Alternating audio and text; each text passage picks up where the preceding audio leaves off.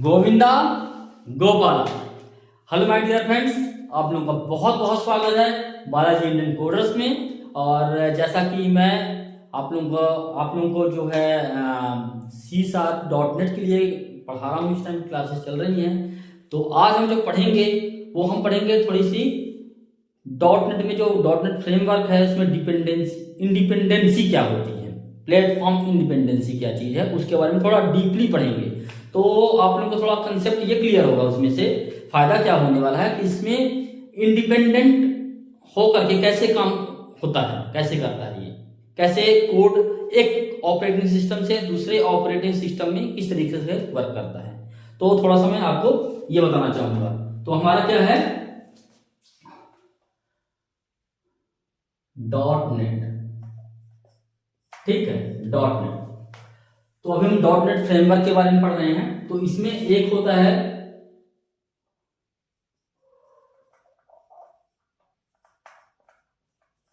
Framework, ठीक है।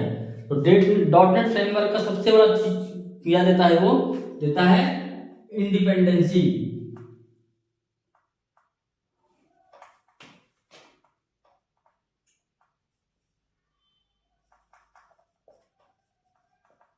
Platform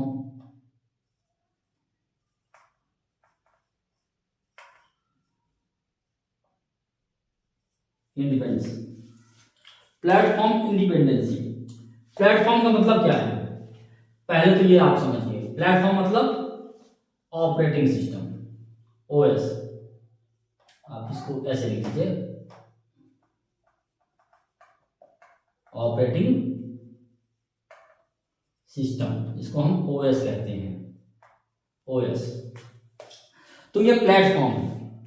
अब प्लेटफॉर्म बहुत सारे ऑपरेटिंग सिस्टम होते हैं, विंडोज है, लिनक्स है, यूनिक्स है, उसमें भी कई कितने अलग अलग वर्जन भी हैं, और बहुत सारे वर्जन हैं, फिर प्लस W400, बहुत सारे ऑपरेटिंग सिस्टम हैं। तो हम केवल अभी दो को कंसीडर लेकर चलते हैं। तो हमारे पास ऑपरेटिंग सिस्टम है जैसे विंडोज है, लिनक्स है, ठीक है ना। तो window operating system, Linux operating system, इसका ये शॉर्ट नेम बता रहा हूं कि ये इसका मतलब है विंडो ऑपरेटिंग सिस्टम, लिनक्स मतलब लिनक्स ऑपरेटिंग सिस्टम। अब आप देखिए, अब प्लेटफॉर्म इंडिपेंडेंसी कैसी है कि the source code of any language, कोई भी लैंग्वेज में आप सोर्स कोड करिए, वो एक चीज ऐसी बन जाए जो कि मशीन उसको पढ़ सके। किसी भी प्रोग्राम में, किसी भी मशीन में, किसी भी कंप्यूटर में जाइए और उस कोड को रन कीजिए, वो एज इट इज चल जाए, वो प्लेटफॉर्म कहलाता है इंडिपेंडेंसी। फिर समझ लीजिए, मान लीजिए कि आपने एक प्रोग्राम P1 बनाया, ठीक है ना, विंडो में, और इस P1 को ले जाकर के लिनक्स में रन कर रहे हैं, लिनक्स ऑपरेटिंग सिस्टम में। तो अगर ये चल जाता है तो ये है प्लेटफॉर्म इंडिपेंडेंसी, मतलब प्लेटफॉर्म से इंडिपेंडेंट है ये। लेकिन अगर ये यहां पे नहीं चलता है, ठीक है ना, अगर यहां पे चल जाता है तो प्लेटफॉर्म इंडिपेंडेंसी है, PI हो गया, प्लेटफॉर्म इंडिपेंडेंसी। अगर नहीं चलता है तो platform dependency, PD, PI and PD, PI and PD, platform independency and PD मतलब प्लेटफॉर्म डिपेंडेंसी। तो इसका क्या मतलब, जैसे आप C लैंग्वेज में काम करते हैं, पढ़े हैं, बताया मैंने आपको, ठीक है ना। तो C लैंग्वेज में आपने जो कोड किया, मैंने कई बार बताया भी है कि एक कंप्यूटर में चल जाता है, दूसरे में नहीं चलता, वो मशीन डिपेंडेंट है।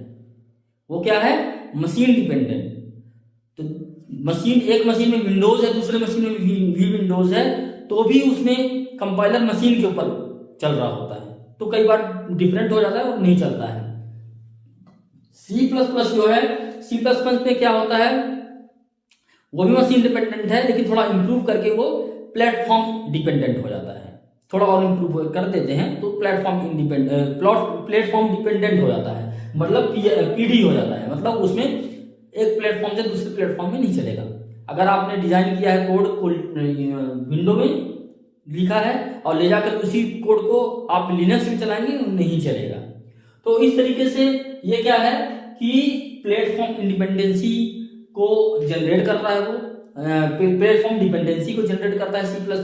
लेकिन जो हम C# लैंग्वेज पढ़ने जा रहे हैं .NET फ्रेमवर्क के अंदर, ठीक है ना, तो वो क्या करता है, प्लेटफॉर्म इंडिपेंडेंसी देता है हमें। मतलब हम अगर इसमें प्रोग्राम बना लिए हैं विंडोज में और ले जाकर लिनक्स में चलाते हैं वो चल जाता है। तो गाइस यहाँ पे यही चीज हमें बताना है, प्लेटफॉर्म डिपेंडेंसी, ठीक है ना। तो प्लेटफॉर्म डिपेंडेंट होगा और क्या होगा, इसमें आप देखिए यहाँ पे मैं एक यहाँ पे लिख रहा हूं सोर्स कोड, इसको थोड़ा सा हटा देते हैं यहां से। अब लिखते हैं यहाँ पे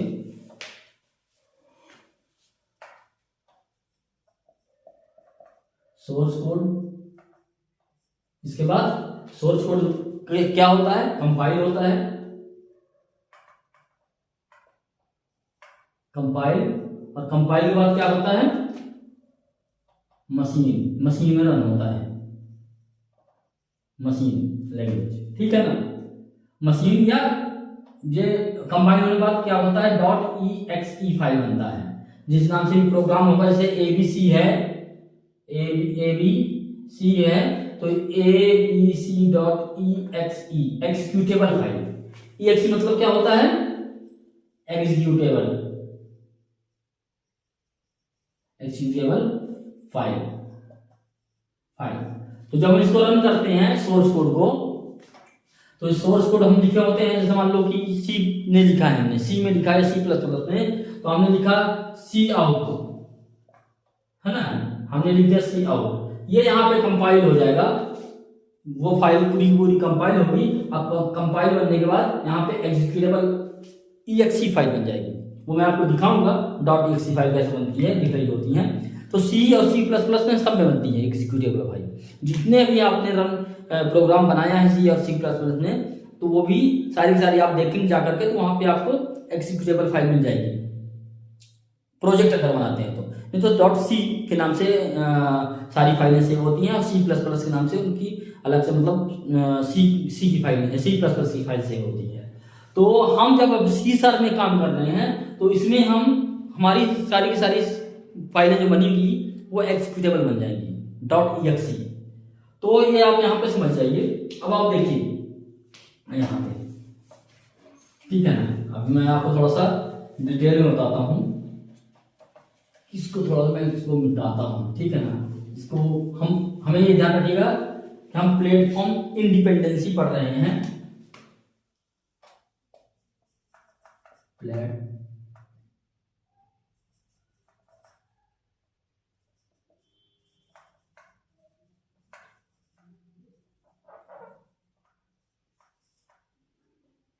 प्लेटफॉर्म इंडिपेंडेंसी, ठीक है ना। मान लीजिए कि हमें इसमें पढ़ रहे हैं, हमारा क्या है, सबसे पहले हम कोड को लिखते हैं, कोड लिखने के बाद उसको हम कहते हैं सोर्स कोड।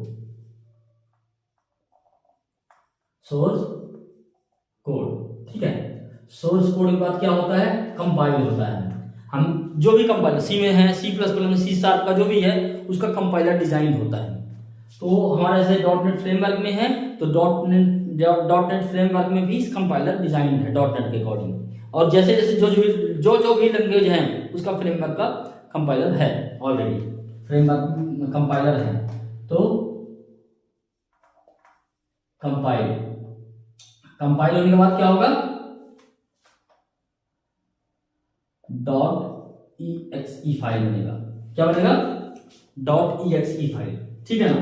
अब आप देखिए ये काम कैसे कर रहा होता है, एक कंप्यूटर में जाने के बाद ये काम कैसे करता है। तो आपकी ये एक माइक्रो प्रोसेसर है, सपोज दैट माइक्रो प्रोसेसर, तो आप जानते हैं माइक्रो प्रोसेसर अंदर होता है, ठीक है ना, प्रोसेसर, माइक्रो प्रोसेसर। तो माइक्रो प्रोसेसर अंदर होता है, वहां जाना है। तो ये जो है माइक्रो माइक्रो प्रोसेसर। ये माइक्रो प्रोसेसर किसका है? ये माइक्रो प्रोसेसर है विंडो ऑपरेटिंग सिस्टम। हम शॉर्ट फॉर्म में लिखेंगे इसको, ये ध्यान रखिएगा। ये एक प्रोसेसर है विंडो ऑपरेटिंग सिस्टम का। एक दूसरा प्रोसेसर है माइक्रो प्रोसेसर।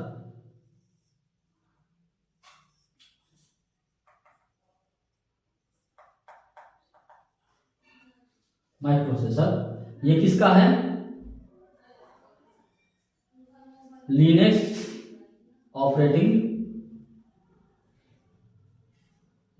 Operating system. ठीक है, लाइनेक्स का है और माइक्रो प्रोसेसर, और विंडोज का है माइक्रो प्रोसेसर। अब ये जैसे सोर्स कोड कंपाइल हुआ और डायरेक्ट एक एग्जीक्यूटेबल मशीन लैंग्वेज, यहाँ पे मशीन में इसको आप ये समझिए, मशीन तो ये एक्सी जो है तो मशीन लैंग्वेज में तैयार हो गई। अब देखिए ये एक्सी जो है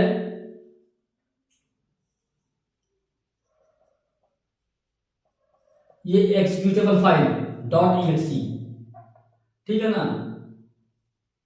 .exe।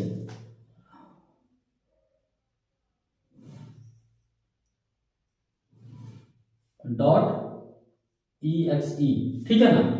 अब ये exe है, ये exe यहां पे है मतलब, और यहां पे है। अब आप समझिए ये विंडो ऑपरेटिंग सिस्टम है, ये लिनक्स ऑपरेटिंग सिस्टम है। ये डायरेक्ट कोड बन रहा है मशीन कोड, ये हमारा बिना है विंडो में बना है। मान लो कि विंडो ऑपरेटिंग सिस्टम है, विंडो ऑपरेटिंग सिस्टम में कोड हमने तैयार किया है, ठीक है ना, सोर्स कोड बनाया, कंपाइल किया और exe बना दिया इसका। अब ये देखिए ये इसमें तो चलेगा, इसमें चलेगा ये, ठीक है ना, इसमें चलेगा, लेकिन इसमें नहीं चलेगा, ठीक है, इसमें नहीं चलेगा ये। मतलब ये आप समझिए इसको, आपने विंडो ऑपरेटिंग सिस्टम में काम किया, बनाया प्रोग्राम पूरा सी का या C++ का, जो भी लैंग्वेज जो डिपेंडेंट है, लैंग्वेज जो प्लेटफॉर्म डिपेंडेंट है, उस लैंग्वेज को आपने सोर्स कोड को उस किसी भी एक प्लेटफॉर्म में बनाया है, चाहे विंडो हो, चाहे लिनक्स हो, चाहे मैक हो, कुछ भी हो, और उस कोड को आपने कंपाइल कर दिया उसी मशीन में। कंपाइल करने के बाद आपने एग्जीक्यूटेबल फाइल केवल उठाया, पूरा सोर्स कोड नहीं उठाना है, केवल exe फाइल उठाना है, और exe फाइल को उठा करके आप अपने कंप्यूटर में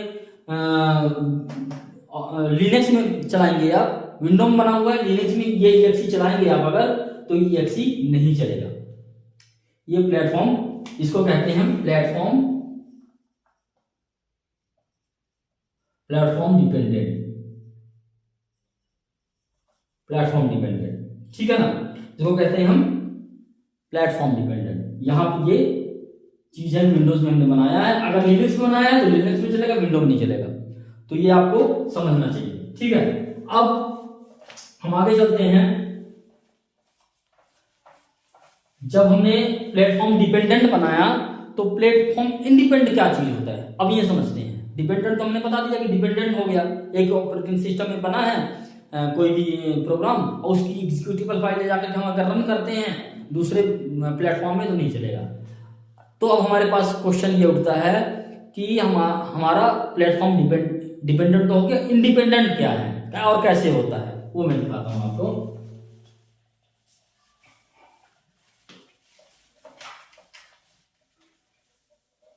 तो बेसिकली क्या है प्लेटफॉर्म इंडिपेंडेंट कौन सी चीज है, कौन सी लैंग्वेज है, वो है जावा।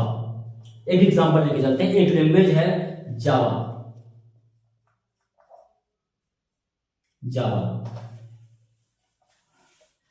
एक जावा है,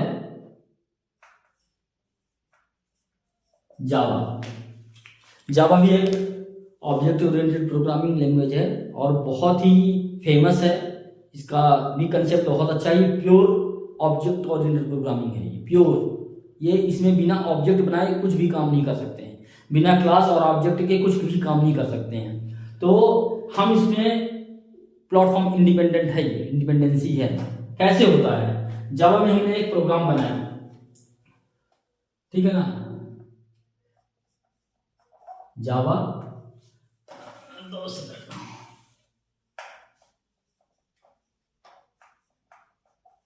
जावा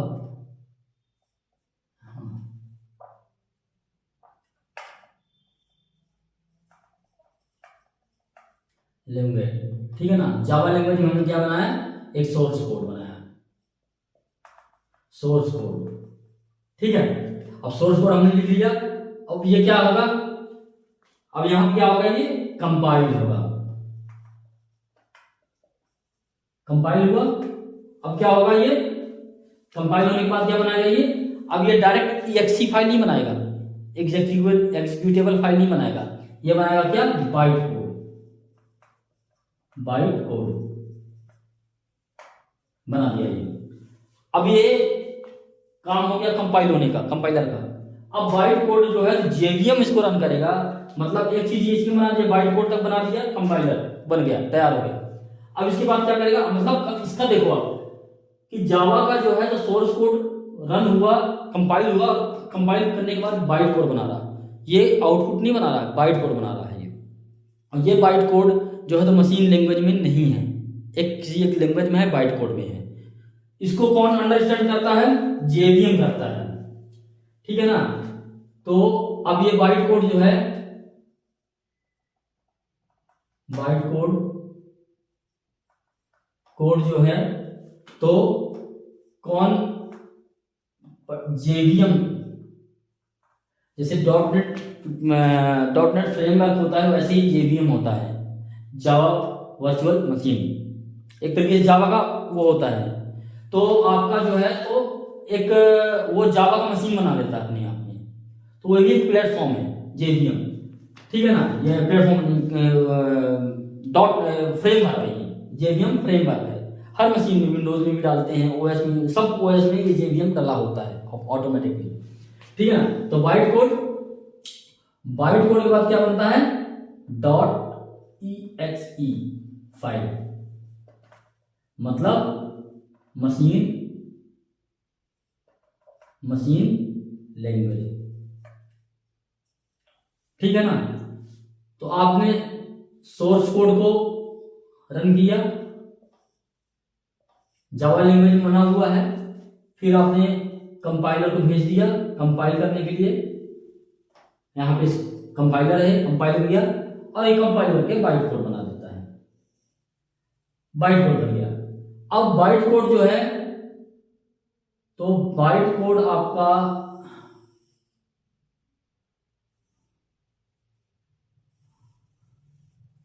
बाइट कोड जो है आपका यहां पे आ गया, और बाइट कोड आगे बढ़ा जेवीएम मशीन में, ये मशीन के अंदर ही होता है, ठीक है ना, इंस्टॉल किया होता है ऑपरेटिंग सिस्टम के साथ। ये हर ऑपरेटिंग सिस्टम का अलग अलग जेवीएम बनेगा, जैसे विंडोज में बनाया हमने जेवीएम, तो उसका डिजाइन ऑपरेटिंग सिस्टम में जेवीएम डला होगा पहले से।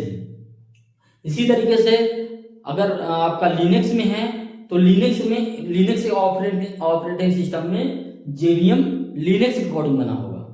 तो ये जो है, इसके बाद ये जो है बाइट कोड जेवीएम के अंदर जाता है, और वहां पे प्रोसेस होता है, प्रोसेस होने के बाद according to the machine generate करता है एग्जीक्यूटेबल फाइल। तो मतलब क्या, मतलब ये कि हमने यहां पे जो है सीधा सीधा क्या है कि सोर्स कोड को भेजा कंपाइलर ने कंपाइल किया, बट कंपाइल किया क्या, बाइट कोड बना दिया, सोर्स एग्जीक्यूटेबल फाइल नहीं बना रहा है, एग्जीक्यूटेबल फाइल नहीं बना रहा। मतलब आपने क्या मैं कहना चाह रहा हूं कि जैसे मान लीजिए कि आप एक लैंग्वेज आती है आपको, और अगले को जो है तो सारी लैंग्वेज आती है, मतलब एक भाषा समझते हो आप, भाषा पढ़ने की लिखने की जो भी है, और अगला जो है नेक्स्ट पर्सन जो है, तो हर स्टेट का लैंग्वेज जानता है वो, हर स्टेट का या हर देश का जो भी है।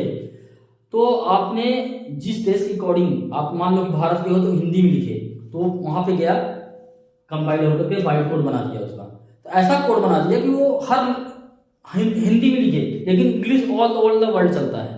तो इंग्लिश लैंग्वेज जैसे एक तरीके से बाइट कोड हो गया। तो वो बाइट कोड आप किसी भी स्टेट में या किसी भी कंट्री में ले जाएंगे तो आपका वो इंग्लिश लैंग्वेज सब कोई पढ़ देगा और सब समझ जाएगा।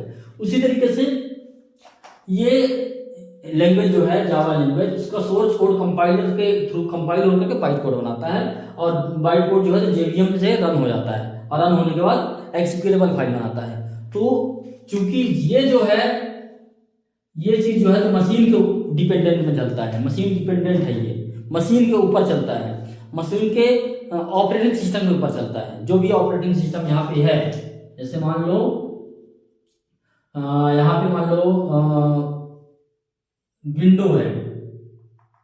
विंडोज है, तो उसका जेवीएम विंडोज के अकॉर्डिंग बना होगा, डिजाइन होता है ऑपरेटिंग, ये ऑपरेटिंग सिस्टम के अकॉर्डिंग ही बना होता है। WJ ये मान लो आप, इसको आपको मान लो WJVM विंडो JVM हो गया, है ना। फिर अगर लिनक्स का है तो LJVM, ये इस तरीके से बना होता है। तो ये मशीन, ये जो है तो मशीन के ऊपर बना होता है, ये मशीन डिपेंडेंट है ये वाला JVM। क्यों? क्योंकि मशीन के अकॉर्डिंग बना होता है। लेकिन जब ये आता है उसी के अकॉर्डिंग ये बना लेता है। जब बाइट कोड उसको मिलता है तो अपने उस ऑपरेटिंग सिस्टम के अकॉर्डिंग वो बना लेता है। कैसे दिखाता हूं मैं आपको कि कैसे बनाता है। ठीक, तो जैसे मान लो कि ये एक माइक्रो प्रोसेसर है, माइक्रो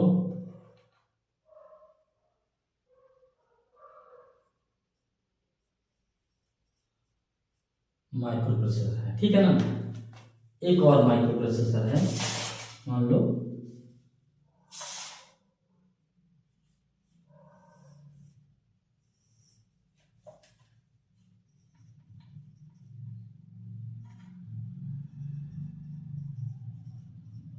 माइक्रो प्रोसेसर है, ठीक। अभी जो है ये कौन सा है operating system, window operating system. ये कौन सा ऑपरेटिंग सिस्टम है, लिनक्स ऑपरेटिंग सिस्टम, ठीक है। अब जो है तो विंडोज ऑपरेटिंग सिस्टम के ऊपर जो है अंदर जेवीएम का कोड डला हुआ है ऑलरेडी, जेवीएम, ठीक है।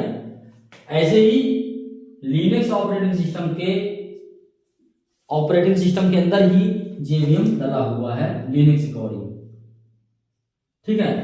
अब जो है अब ये दोनों बराबर हैं, ठीक है ना। अब देखिए, अब हमारा जो है तो बाइट कोड, ये बाइट कोड, ये वाली बाइट, हम इस लाइन को कर रहे हैं, ठीक है ना। इस लाइन को हम मैप करने की कोशिश कर रहे हैं। ये बाइट कोड जो है यहां पे आया, बाइट कोड, ठीक है ना। ये यहां पे आया रन के लिए, यही बाइट कोड यहां पे जा रहा है,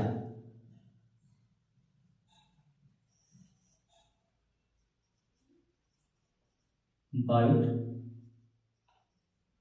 कोड, यही बाइट कोड यहां भी जा रहा है, ठीक है ना। दोनों जगह जा रहा है। अब ये दोनों बाइट कोड सेम ही है ना, क्योंकि एक जगह से आ रहे हैं तो सेम है byte code, same byte code है।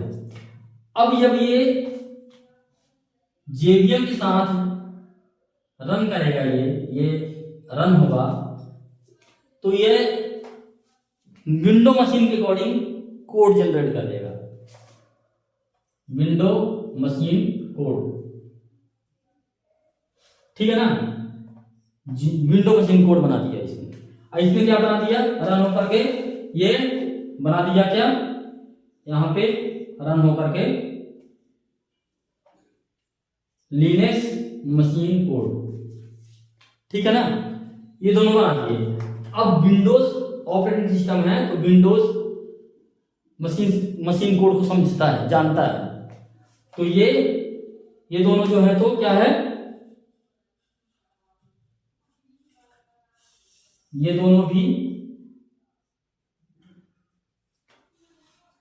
नहीं, मतलब ये कह सकते हो कि ये दोनों अब यहाँ पे जनरेट हो गए, ठीक है ना, ऐसे। हाँ, तो ये जो है तो यहाँ पे आ गया कोड को रन करने के लिए, ये भी यहाँ पे आ गया रन करने के लिए। तो अब जो कोड बना यहाँ पे, ये जो कोड बना है और इसका जो माइक्रो प्रोसेसर है, ये दोनों सेम नहीं है, not same processor, micro processor, not same OS, ठीक है ना, और ओएस भी है। तो ये दोनों जो हैं ये सेम नहीं है, ये दोनों सेम नहीं है। क्यों नहीं है? क्योंकि इसका विंडो ऑपरेटिंग सिस्टम है और इसका लिनक्स ऑपरेटिंग सिस्टम है, ठीक है। तो हमारा बाइट कोड एक जगह से आ रहा है, सेम आ रहे हैं दोनों, ठीक है, सेम बाइट कोड है, जेवीएम में आया, रन हुआ और बना दिया इसने WMC, विंडो मशीन कोड, और ये जेवीएम, इसका लिनक्स वाला जेवीएम जो है तो LMC बना दिया। तो ये देखो, ये दोनों डिफरेंट हो गए अपने में, ये WMC है, ये LMC है, नाम से ही डिफरेंट हो गया। तो इसका कोड कुछ दूसरा होगा, मशीन कोड बनेगा, इसका मशीन कोड कुछ दूसरा होगा। इसका मशीन कोड मान लो कुछ दूसरे तरीके से लिखा होगा, इसका मशीन कोड कुछ दूसरे तरीके से लिखा होगा। तो ये इस तरीके से काम कर गया। मतलब अगर ये देखो आप कि आपका यहाँ पे ये दोनों सेम है, जेवीएम अलग है, दोनों अलग है जेवीएम, क्योंकि according to the operating system. तो गाइस, ये प्लेटफॉर्म इंडिपेंडेंसी के लिए मैं बता रहा था कि कैसे ये काम कर रहा होता है। और इसमें जावा वर्चुअल मशीन जो है जनरली हर एक ऑपरेटिंग सिस्टम में बाय डिफॉल्ट डिजाइन करके रखा होता है। हमें कई बार इंस्टॉल भी कर सकते हैं हम, बट बाय डिफॉल्ट ये होता है जनरली, इन जनरल बोल रहा हूँ। लेकिन कई ऑपरेटिंग सिस्टम है जो सपोर्ट नहीं करते हैं तो उनको डालना पड़ता है। लेकिन डॉटनेट फ्रेमवर्क, हमें डॉटनेट फ्रेमवर्क जो है तो वो करना पड़ता है। डॉटनेट फ्रेमवर्क को अगर हमने विजुअल स्टूडियो डाउनलोड किया है और इंस्टॉल किया है तो उसमें जब हम इंस्टॉल करते हैं उसमें डॉटनेट फ्रेमवर्क हो जाता है। लेकिन अगर विजुअल स्टूडियो यूज़ नहीं कर रहे हैं, कुछ दूसरा यूज़ कर रहे हैं जिसमें प्लेटफॉर्म नहीं आता है, तो हमें अलग से करना पड़ता है। तो वो हमें उसमें फ्रेमवर्क को इंस्टॉलेशन करना पड़ता है। कई वर्जन बने शुरू से जो है तो 1.0, 1.5, 2.0, 3.0 इस तरीके से मतलब आते गए हैं मार्केट में फ्रेमवर्क। इस टाइम पे जैसे है तो 4.7 है, 5.1 है, 6.1 है, इस तरीके से मतलब चल रहे हैं, अभी भी मतलब बनते ही जा रहे हैं फ्रेमवर्क। तो आप ये समझ के चलिए कि मतलब जो अभी तो मैंने आपका जावा का बताया, अब जावा के बाद मैं जावा का एग्जांपल इसलिए दिया मैंने क्योंकि ये थोड़ा सा आसान है समझाने में। अभी समझा करके इसको हम बताएंगे डॉटनेट के बारे में। और ये आपका ये कौन सा चीज है, प्लेटफॉर्म डिपेंडेंट जेवीएम। ये जो जेवीएम है वो प्लेटफॉर्म डिपेंडेंट है, पीडी है आपका, ठीक है ना। तो इस तरीके से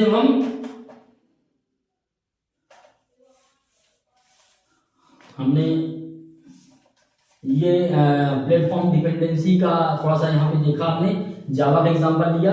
अब ऐसे ही हमारा क्या है, हमारा डॉटनेट का है। तो डॉटनेट फ्रेमवर्क में हम कैसे इसको बनाते हैं और क्या करते हैं मैं नेक्स्ट क्लास में बताता हूँ। तो गाइस, नेक्स्ट क्लास तक के लिए थैंक यू, बाय बाय।